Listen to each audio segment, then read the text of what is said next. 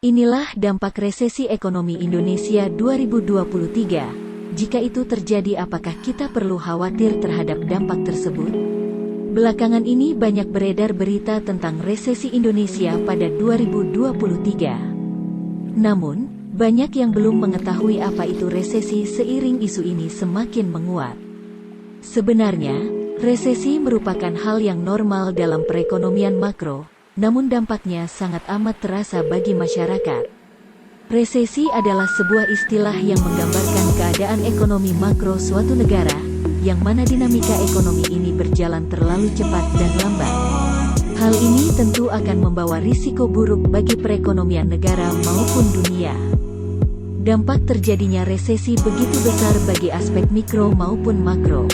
Banyak sekali aspek yang dipengaruhi jika resesi tinggi terjadi di dunia. Untuk penjelasan lebih panjangnya dapat disimak video ini. 1. Dampak pada aspek pemerintah. Resesi akan membawa dampak yang signifikan terhadap suatu pemerintahan negara. Karena resesi dapat berpotensi untuk meningkatkan angka pengangguran, maka pemerintah akan mendapatkan PR, pekerjaan rumah, yang sangat banyak. Mulai dari pengangguran, daya beli masyarakat rendah, PDB menurun, impor lebih besar daripada ekspor, dan banyak lainnya. Hal ini yang perlu diwaspadai oleh pemerintah Indonesia, yang mana diperlukan adanya aksi yang bersifat makro. 2. Dampak pada aspek pekerja. Tidak hanya pemerintah saja, diketahui bahwa resesi menjadi mimpi buruk bagi para pekerja atau buruh.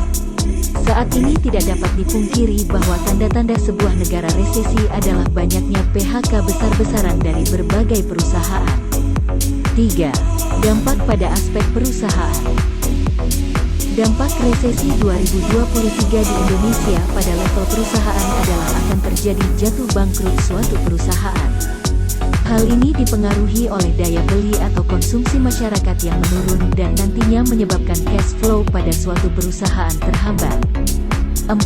Dampak pada aspek sosial. Dampak terakhir resesi Indonesia adalah pada aspek sosial, yang mana ketika resesi muncul akan mempengaruhi sosial masyarakat. Hal ini dapat terindikasi banyaknya penduduk miskin, kriminalitas, anak putus sekolah, dan penurunan kualitas pendidikan. Itulah penjabaran mengenai dampak resesi Indonesia yang mana sebenarnya kamu tidak perlu khawatir. Bagaimana cara untuk mencegah resesi semakin tinggi? Salah satunya adalah dengan menabung dan berinvestasi. Begitulah dampak resesi jika itu terjadi di Indonesia. Jangan lupa share ke teman-teman kalian ya. Terima kasih sudah menonton video ini. Semangat!